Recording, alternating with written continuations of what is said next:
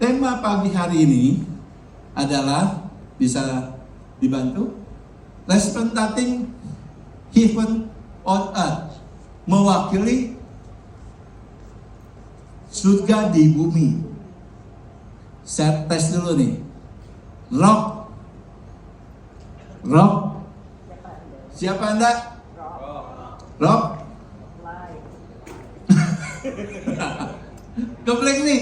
Siapa Anda, Kak Vicky? Rock. Rock itu singkatannya apa? Sama nggak sama ini? Sama. Saya ulang ya. Iya dong, kalau representative of Christ Kingdom berarti sama kan? Bapak Ibu udah luar biasa kan? Di Rock kan? Berarti saya selesai nih. Ya toh, simpelnya kan seperti itu.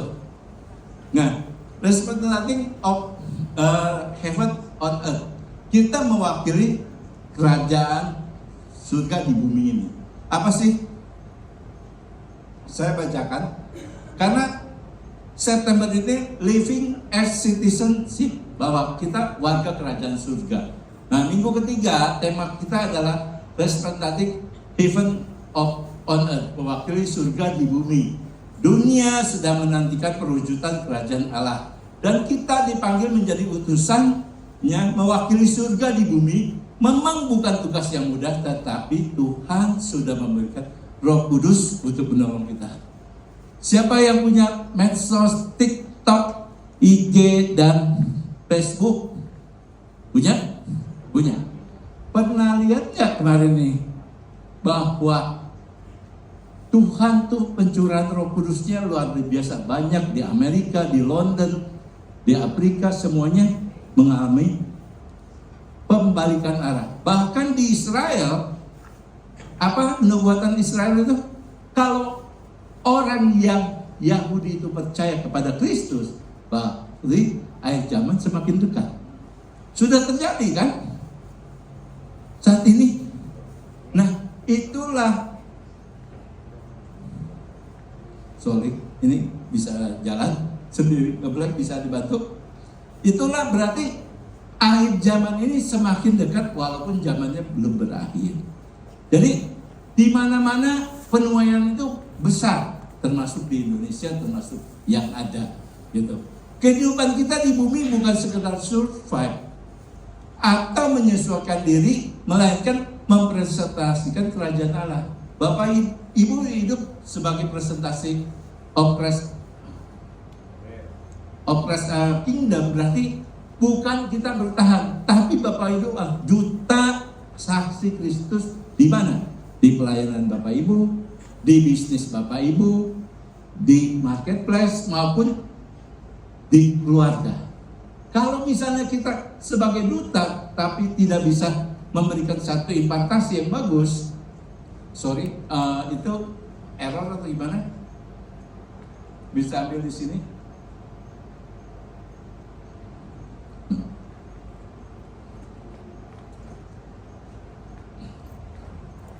Jadi kita tuh bisa mempresentasikan kerajaan surga karena kita adalah surat yang terbuka. Kalau orang ketemu kita, ketemu siapa? Daniel. Kalau Daniel itu seperti apa sih orang? Orangnya pembohong, orangnya tidak jujur, orangnya manipulasi, orangnya seperti apa? Tetapi ketika ketemu Daniel, mereka bisa diberkati. Berarti saya sudah mewakili kerajaan surga. Karena hidup kita adalah Alkitab yang terbuka. Orang nggak usah baca Alkitab kok. Dengan hidup kita orang melihat ada Kristus di dalam kita. Seperti itu. Ayatnya saya bacakan. Efesus 2 ayat 19 sampai 21. Demikianlah kamu bukan lagi orang asing dan pendatang, melainkan kawan sewarga dari orang-orang kudus dan anggota-anggota keluarga Allah. Wow, keren. Yang dibangun di atas dasar para rasul dan para nabi dengan Kristus Yesus sebagai batu penjuru. Di dalam Dia tumbuh seluruh bangunan rapi tersusun menjadi bait Allah yang kudus. Kita tuh bukan lagi orang asing dan pendatang, tetapi kita itu udah berubah identitas kita dari orang asing pendatang menjadi apa? Warga kerajaan Allah. Kalau kita menjadi warga negara, misalnya saat ini kita warga negara apa? Indonesia kan. Ada orang, kawan saya dulu, dia dapat green card, diundi dapat green card. Akhirnya dia memutuskan untuk pindah ke Amerika. Dia senang sekali. Dia jual hartanya, dia ini mendapatkan.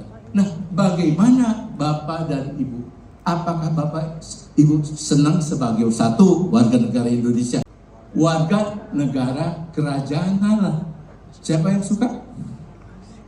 Benar sedikit, yang lain gak suka katanya. Kita kan udah senang nih sebagai status kita warga negara kerajaan Allah.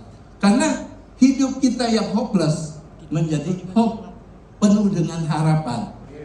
Menjadi harapan apa? Sia-sia, harapan kekal kok. Kita, karena kita sudah ditebus. Dengan memahami identitas baru sebagai warga kerajaan Allah, kita dapat hidup sesuai dengan panggilan kita, mewakili apa? Surga di bumi ini. Jadi kita representatif of Christ Kingdom, seperti itu. Terus anggota-anggota keluarga Allah, sebentar, saya lihat sini, anggota-anggota keluarga Allah dengan hubungannya yang erat dengan Tuhan. Kita semua anggota-anggota keluarga Allah. Siapa yang belum komsel? Ada yang belum komsel? Ayo, mau jadi anggota-anggota keluarga Allah harus komsel.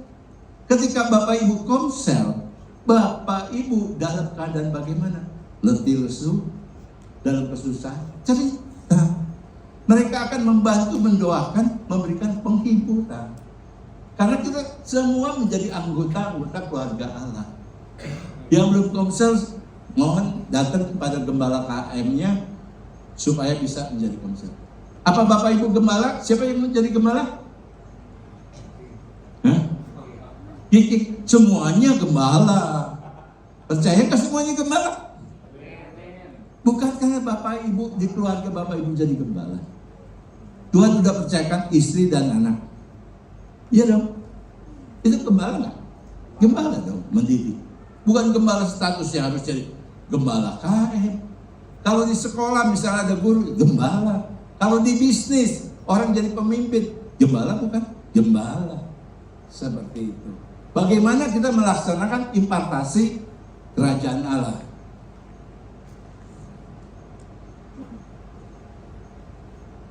Mengapa kita harus mewakili surga di bumi?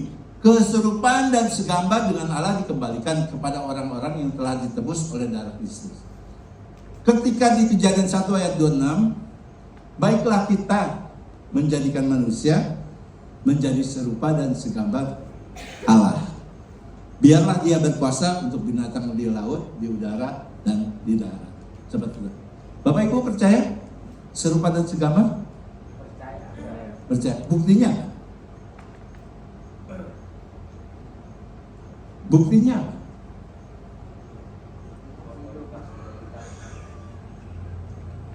Kan kita percaya perjanjian lama adalah penggenapannya di perjanjian baru. Buktinya siapa? Tuhan Yesus telah lahir bagi kita. Dia manusia bukan? Dia makan nggak? Kalau dia ngapung, kita percaya? Belum tentu. Kalau dia ngapung, nggak jalan seperti kita, apa percaya? Kan kita serupa dan segambar. Karena serupa dan segambar, kejadian tersebut diciptakanlah Tuhan Yesus yang menjelma jadi manusia. Seperti itu. Nah, karena Tuhan Yesus sudah mati bagi kita untuk menebus dosa kita, untuk kita dapat dilayakan menjadi serupa dan segambar. Nah, pemulihan keserupaan dengan Allah menjadikan apa? Warga kerajaan mampu mengasihi Tuhan dan sesama. Hidup kita harus apa? sesuai dengan nilai-nilai kerajaan Allah melalui hubungan kasih satu dengan yang lain. Roh Kudus bekerja untuk membantu warga kerajaan Allah. Saya kesana telah ini menjadi saksi kasih Kristus memperluas kerajaannya dengan menjadikan kawan sewarga dan anggota keluarga Allah.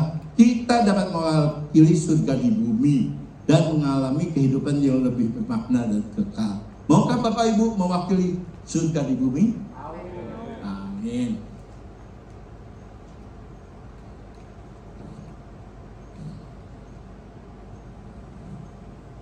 Apa identitas kita sebagai perwakilan surga di bumi? Warga negara kerajaan Allah, kita memiliki identitas sebagai warga negara kerajaan Allah yang memiliki keterlibatan penuh kewarganegaraan dan kepemilikan dalam kerajaan. Karena kita sudah percaya apa yang Tuhan Yesus punya adalah kita punya. Karena janji-janji Tuhan iya dan amin. Perjanjian lama digenapi di perjanjian baru. Besok katanya rapture. Benar? Di YouTube banyak loh bilang tanggal 23 rapture. Iya toh? Tanggal 23 atau tanggal 22 katanya rapture. Bukannya saya nggak percaya, saya percaya rapture. Tetapi ketika rapture datang, ya puji syukur dong. Kita bertemu dengan Tuhan Yesus di awan-awan turun. Atau pada saat rapture, istri saya yang diangkat, saya enggak. Gimana tuh? Kan dua orang, salah satu yang diangkat, satu tertinggal katanya. Gimana? Jadi tidak ada seorang pun yang tahu harinya kapan pengangkatan itu ada. Hanya Bapa yang tahu, anak pun tidak. Tuhan Yesus bilang seperti itu. Karena yang saya tahu besok itu Hosana. Dari tahun Yahudi 5785 ke 5786. Dari pay hey menjadi pay well. Saya nggak bahas itu, karena bahas yang ini. Jadi kita menikmati apa anugerah Tuhan. Perjanjian-perjanjian Tuhan semakin digenapi karena sudah dekat waktunya. Nah, datangnya kapan? Tidak tahu. Kita bersiap-siap, bersedia.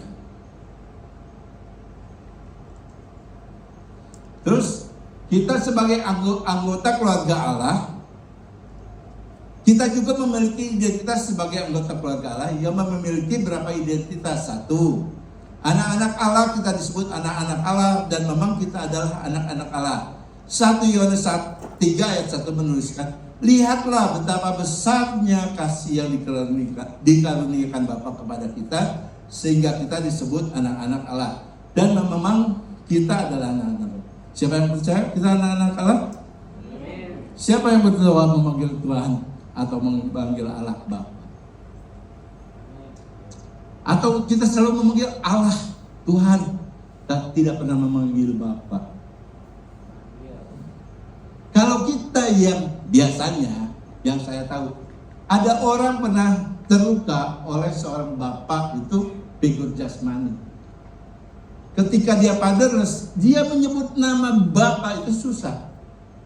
Apalagi kita lihat tetangga sebelah, nggak mungkin dia nyebut bapak. Betapa enaknya kita ngomong, misalnya, Om Henen, Brother Henen, nggak ada ya? Ada Om Amin, mana ada? Brother. Ngomong, Pak, aku minta duit. Papanya bilang, nih, mau berapa? Jual. Oh, boleh.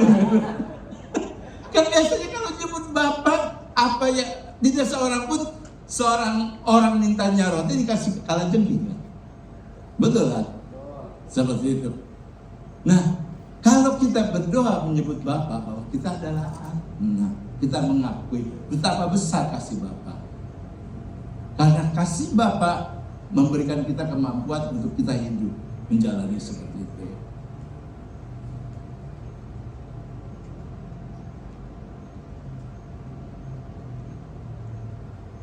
Kita sebagai saudara Kristus Yesus. Kristus tidak malu menyebut kita saudara. Sebagai saudara Kristus, kita telah menerima beberapa hal yang berharga. Satu, pengakuan sebagai saudara Kristus menunjukkan bahwa kita memiliki hubungan yang sangat dekat dengannya. Ialah kita dengan Kristus, karena kita sudah mati, Tuhan Yesus sudah mati bagi kita hidup untuk Dia. Karena Dia memberikan contoh di dalam kehidupan. Panggilan mengikuti Kristus sebagai saudara Kristus, kita dipanggil untuk mengikutinya dan meneladani karakternya. Kita pun sebagai ahli waris. Kalau ahli waris, berarti kita mempunyai otoritas dan kuasa yang Tuhan telah kasih. Bahwa apa yang kita ikat di bumi ini akan terikat di surga. Bagaimana kita mengimplementasikan kuasa dan otoritas yang sudah Tuhan berikan. Nah,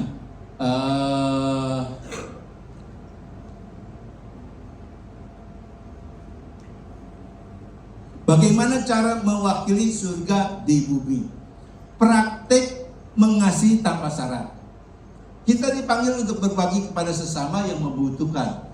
Lukas 3 ayat 11. Jawabnya, barang siapa mempunyai 2 helai baju, hendaklah ia membaginya dengan yang tidak punya. Dan barang siapa yang punya makanan, hendaklah ia berbuat demikian. Ini pernah kejadian di saya 10 tahun yang lalu. Ketika saya di rumah pulang kerja, di rumah mau ke Batu Nunggal, pas masuk ke komplek perumahan ada seorang wanita gila, telanjang, cuaca saat itu gerimis. Ada rema di hati saya. Tuhan bilang, ketika aku telanjang, siapakah yang membeli pakaian? Ketika aku lapar, siapakah yang membeli makanan? Di hati itu berema terus. Pulang pas bisa mau komsel, kebetulan sudah ada Pak Gunawan di rumah. Langsung saya buru-buru, cepet-cepet, Pak tunggu sebentar, saya ambil baju, celana pendek sama kaos. Saya bawa, saya pergi lagi ketemu ini. Saya takut. Kalau saya sendiri takut diapa-apain, takut disangkanya gimana. Saya panggil tukang parkir, Mas tolong bantu dong, serahin baju ini uang untuk dia dipakai. Wanita itu pakai baju, pakai terus kasih uang makan. Ketika saya menyerahkan itu, hati saya damai sejahtera, sukacita yang dari Tuhan. Saya kembali lagi ke rumah, istri bilang, dari mana? Habis ada orang bilang, kenapa? Cewek, bawain lagi baju. Ketika saya dikasih lagi bawa baju, dicari orangnya udah gak ada, gak tahu. Nah, maksudnya kalau punya iman,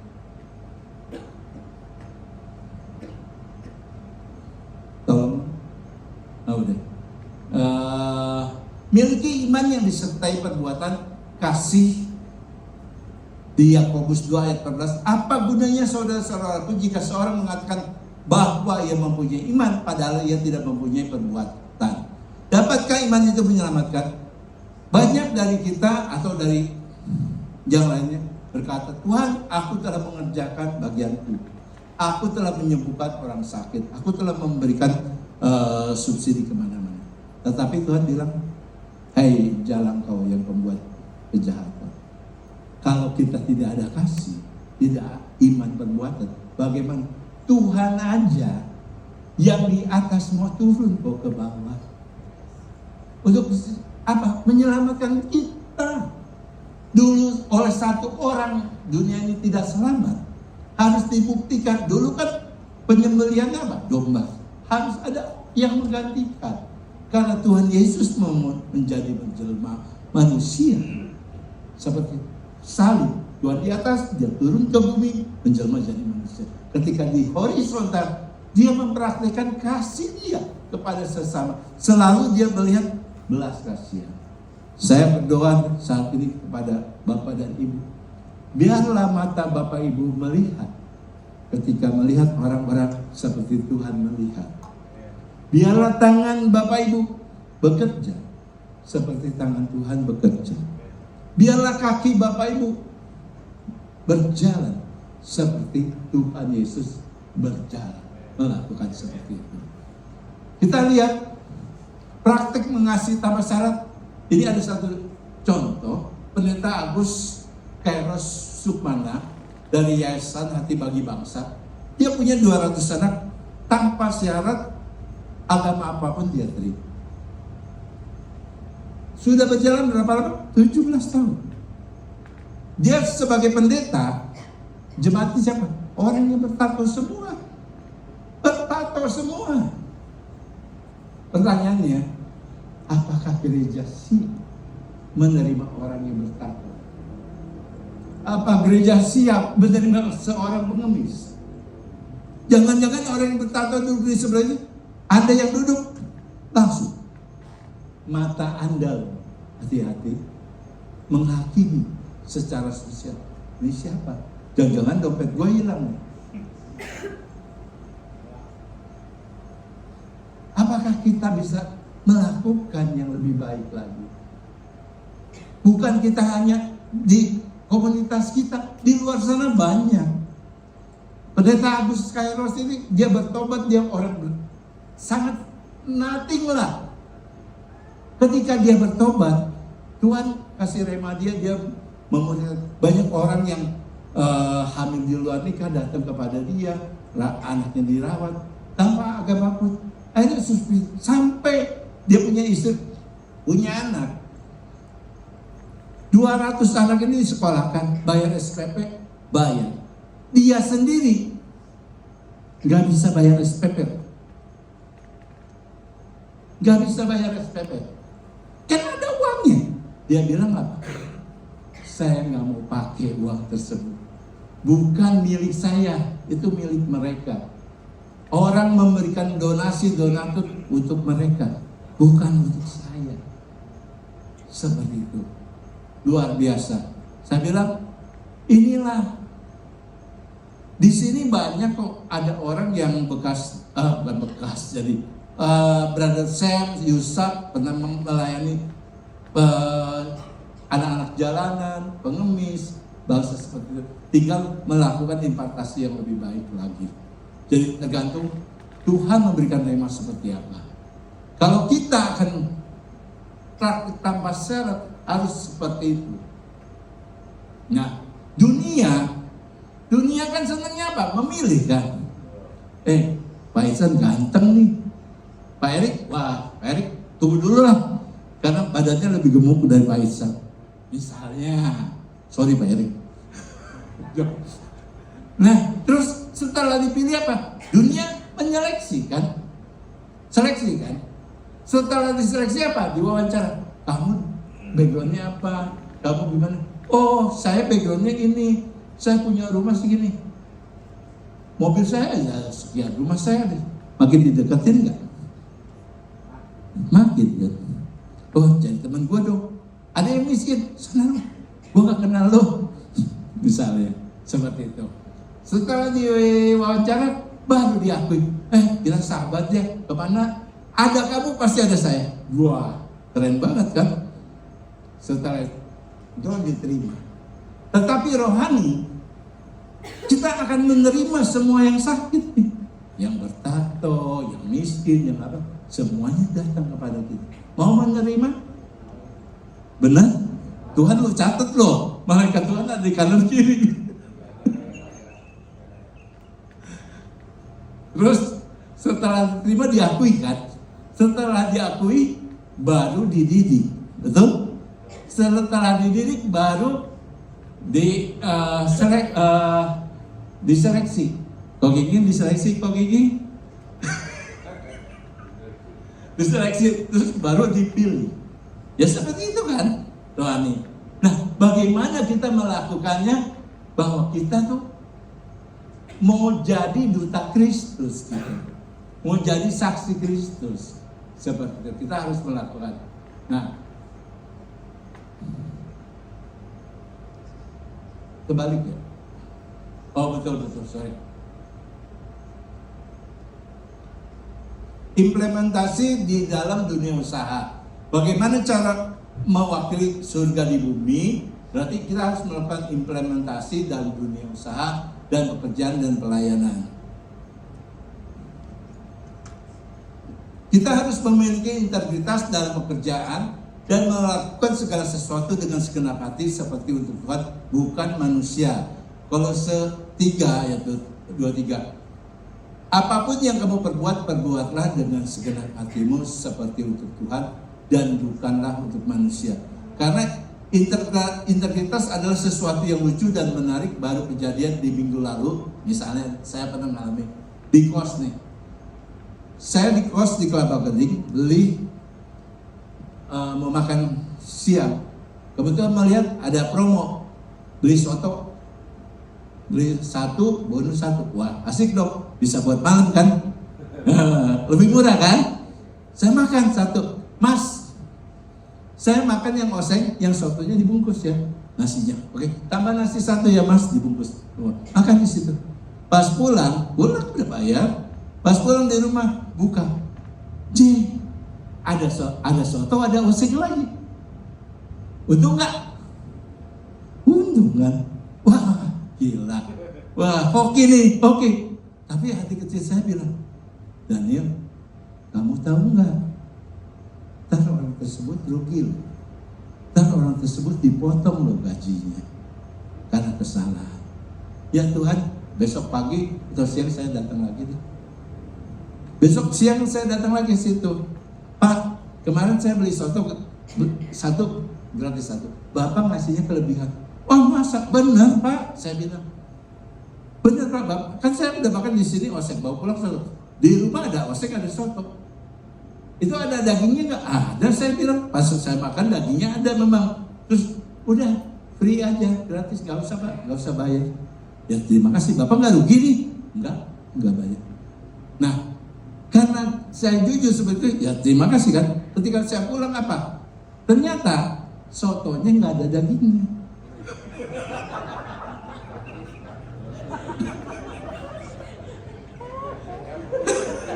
Tapi saya bilang, Tuhan, aku sudah melakukan setiap perkara yang kecil. Iya dong. Bukan melihat sesuatu yang besar aja. Aku udah melakukan, tetapi saya dapat hikmat lagi. Oh, lain kali aku lihat lagi dong, mesti diperiksa lagi.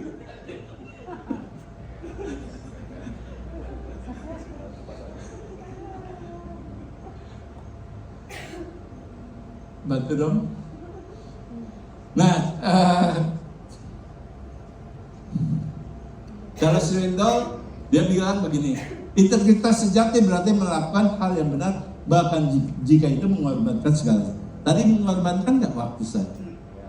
Mengorbankan. Harusnya saya nggak balik lagi dong. Bagaimana dengan Bapak Ibu?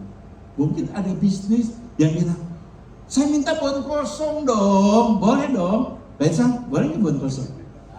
Ntar nggak beli lagi loh gue. Hah? Boleh Pak Isan? Bon kosong? Oh, bener pelit.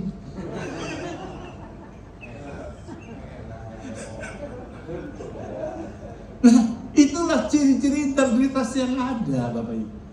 Kalau rela walaupun kehilangan pelanggan, kalau kita bersama Tuhan, pelanggan 1 hilang, namanya dia pelanggan setia abadi. Nanti yang datang setia 1, abadi 1, 2 kan? Tadi 1 hilang kan? Ini datang setia 1, abadi 1, dapat 2 kan? Itulah kelipatan. Pesan pertahankan.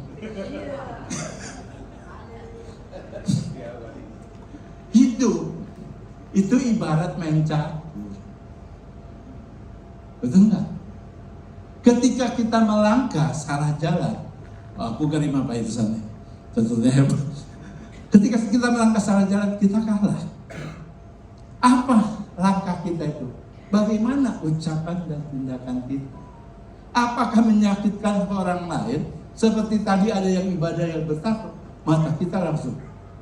Kalau dengan mata aja dia merasa diintimidasi, bagaimana dengan ucapan kita? Jadi hati-hati kalau hidup kita melangkah salah dari ucapan, tindakan, maupun segala hal. Karena nggak mungkin kita akan perbaiki, pasti ada yang luka. Ada catatan untuk langkah selanjutnya tidak akan salah. Untuk tidak akan salah perlu apa? Perlu hikmat dari Tuhan Yesus. Setiap hari kita harus bergumul dan berdoa, Tuhan, hari ini apa yang Tuhan mau? Biarkanlah saya ini menjadi Alkitab yang terbuka di depan umum. Seperti itu. Terus, bagaimana kan banyak medsos nih? Kita harus ingetin, apakah yang kita sebar itu benar kebenaran? Atau hoax? Apa itu membangun sesama? Apakah itu menolong helpnya? Apakah itu kita memberikan inspirasi kepada kawan kita? Atau malah mengintimidasi sebaliknya? Apakah itu necessary yang dibutuhkan ketika dia dalam kesulitan, dia kita hibur? Atau apa itu menjadi kebaikan? Jadi ingetin pada saat kita mau share, mau melakukan, ingetin seperti itu.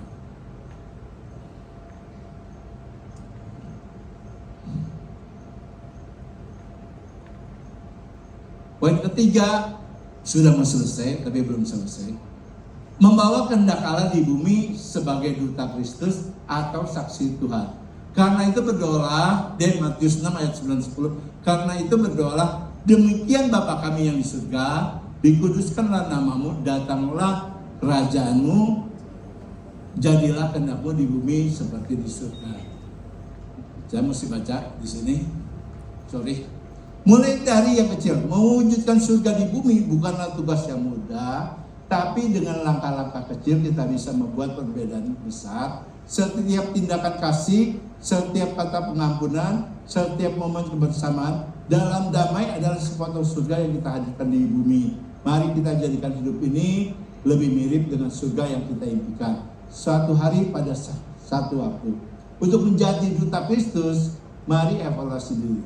Apakah Bapak Ibu ada surga di rumah? Apa Bapak Ibu ada surga di pelayanan? Jangan berarti, dia lagi ya yang melayani. Adakah iri hati?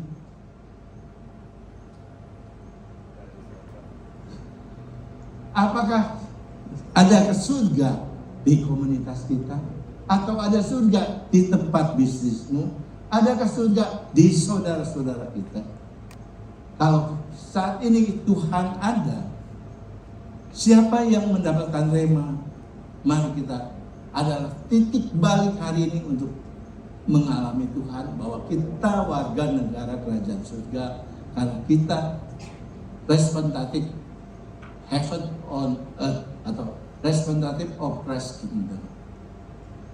Jadi musik memuji bisa naik. Apa identitas kita sebagai perwakilan surga di bumi? Kita saat ini sudah ditebus sebagai warga negara kerajaan surga. Kita harus mengasihi tanpa syarat seperti Tuhan Yesus mengasihi tanpa syarat, unconditional love. Implementasi dalam dunia usaha dan pekerjaan maupun pelayanan. Buktikan bahwa Anda adalah surat Alkitab yang terbuka bahwa Kristus ada di dalam Anda. Menjadikan hendaknya sebagai duta Kristus, saksi Kristus. Saya bersaksi ketika kemarin saya ke dokter, ketika ke dokter ketemu sama satu suami istri bawa anak ditimbang, yang wanita itu bercadar, yang suaminya berjanggut, masih muda. Terus tanya, saya tanya, itu anak pertama ya? Iya, dia bilang, Pak, boleh nggak saya tanya? Boleh. Bagaimana menjadi seorang ayah? Dia tanya gitu, Pak, saya bilang, Bapak kan saat ini udah sebagai imam, sebagai raja dan nabi. Kalau menjadi seorang ayah, Bapak didik dong istri Bapak, anak Bapak untuk menjadi imam sesuai agamamu seperti apa? Dia bilang, Masya Allah. Dia bilang seperti itu. Terus nextnya lagi, agamamu, saya bilang, mengajarkan istri 4. Betul. Saya tanya istrinya, mau nggak suamimu istri 4? Seharusnya wanita tidak senang dimadu. Kamu boleh agamamu istri 4, tetapi kamu tidak akan melakukan itu karena kamu mengasihi istrimu. Ketika kamu mengasihi istrimu, istrimu akan hormat dan tunduk. Dia bilang, Masya Allah. Dia bilang, Masya Allah, Masya Allah. Tuh, oke. Selanjutnya, gak lama dia dipanggil. Dia lihat kalau saya lead bless to leader. Oh, Bapak konsultan? Enggak, dulu pernah konsultanin, sekarang enggak. Saya juga konsultan, Pak. Bagus dong, kalau kamu punya talenta, bagaimana talenta kamu? Kamu praktekkan di RT-mu, kamu belajarin warga-warga sekitar atau di masjid saja. Dia bilang, Masya Allah, Masya Allah. Dia bilang selalu begitu. Ya udah, dia dipanggil akhirnya masuk ke dia. Pas saya masih nunggu antrian, dia selesai, Pak saya pamit ya Pak, nanti kita ketemu lagi. Saya menceritakan kasih Tuhan, kasih Tuhan. Saya tidak bersaksi dengan Tuhan Yesus, tapi Alkitab yang di sini dia terbuka. Siapa saya? Dia tahu kebenaran. Mari kita bangkit berdiri.